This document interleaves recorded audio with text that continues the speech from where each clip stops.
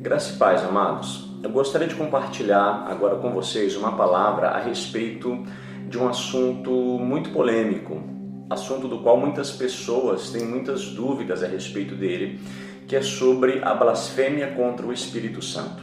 Aquilo que nós conhecemos como sendo o pecado sem perdão, o pecado imperdoável. Em Mateus capítulo 12, versículo 31, o próprio Senhor Jesus, ele diz o seguinte, que todos os pecados e blasfêmias proferidos contra o Pai e o Filho poderiam ser perdoados, mas a blasfêmia contra o Espírito Santo, essa não tem perdão.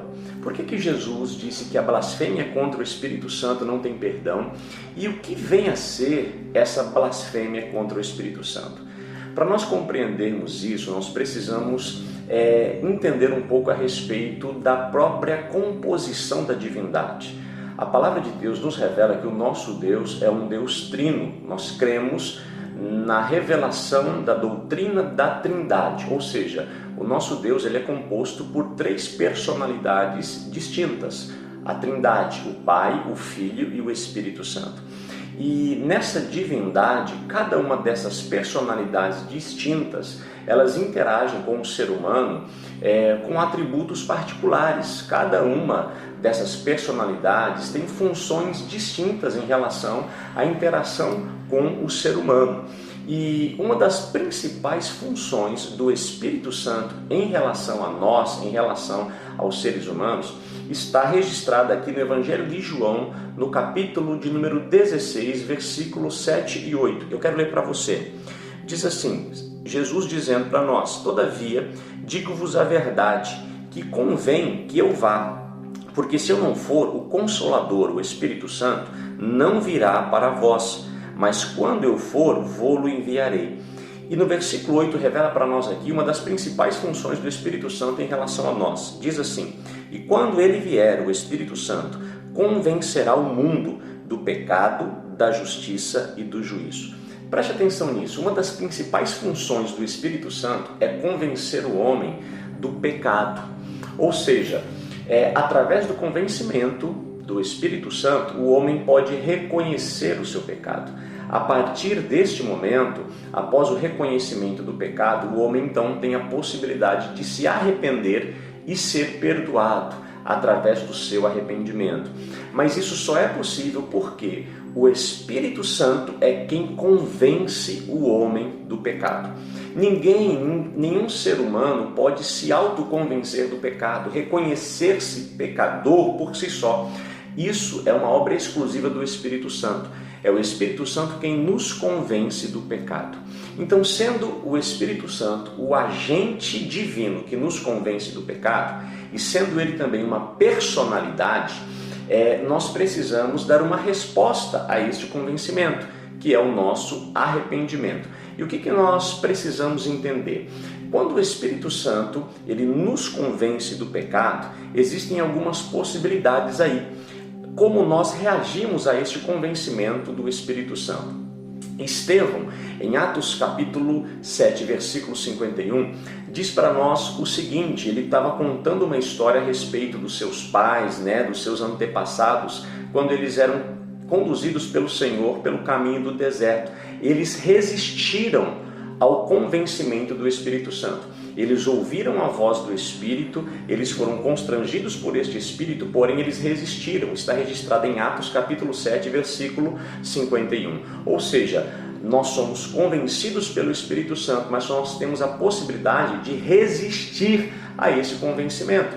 E como você reagiria se você fosse convencer uma pessoa de alguma coisa que ela está fazendo de errado e ela resistisse ao teu convencimento? Ela não quisesse aceitar a tua direção, a tua ajuda, o teu convencimento. Certamente você se entristeceria. E é exatamente isso que acontece quando nós resistimos ao convencimento do Espírito Santo sobre nós. Ele se entristece porque ele é uma personalidade. Está escrito a respeito dessa possibilidade em Efésios capítulo 4, versículo 30. O apóstolo Paulo diz assim, não entristeçais o Espírito Santo. Então preste atenção, é ele quem nos convence do pecado. Mas se nós resistirmos a este convencimento, certamente nós o entristeceremos. E como consequência dessa permanente resistência ao convencimento do Espírito Santo, o que é que pode ir acontecendo? Ele vai se afastando de nós. Por quê? Porque nós estamos resistindo à sua atuação sobre nós. E ele então vai se distanciando, vai se afastando de nós, ao ponto que, se nós resistirmos permanentemente a sua obra e o seu convencimento sobre a nossa vida, pode se cumprir o que está escrito em 1 Tessalonicenses 5,19, que diz: não extingais o Espírito Santo. Ou seja, nós podemos extinguir o Espírito Santo da nossa vida. E se ele for extinto da nossa vida, o que é que vai acontecer? Preste atenção, se ele é o agente divino, a pessoa divina que nos convence do pecado, e se nós o extinguirmos da nossa vida, o que vai acontecer conosco? Não haverá então quem nos convença do pecado. E sem convencimento de pecado, nós não poderemos nos arrepender. Se nós não nos arrependermos, nós não receberemos então o perdão. Preste atenção então no que é a blasfêmia contra o Espírito Santo. É nós extinguirmos ele da nossa vida, resistindo permanentemente e de forma consciente à sua obra sobre nós, ao seu convencimento sobre nós, ao ponto que nós o extinguimos da nossa vida e então não podemos mais ser convencidos. E diante da impossibilidade do convencimento, não há também o arrependimento, e sem arrependimento não há perdão. Então, concluindo, o que é a blasfêmia contra o Espírito Santo? É a resistência permanente e consciente ao seu convencimento e à sua obra sobre nós. Era exatamente isso que os fariseus estavam fazendo nos tempos de Jesus em relação ao convencimento do Espírito Santo. Quando nós resistimos à sua obra sobre as nossas vidas, nós o entristecemos ao ponto que nós vamos afastando ele de nós e nós corremos o risco então de extingui-lo da nossa vida. E se nós extinguirmos o Espírito Santo da nossa vida, nós não poderemos mais ser convencidos de pecado. Por isso, a blasfêmia contra o Espírito Santo, ela acontece nesse momento, quando nós não somos mais convencidos de pecado.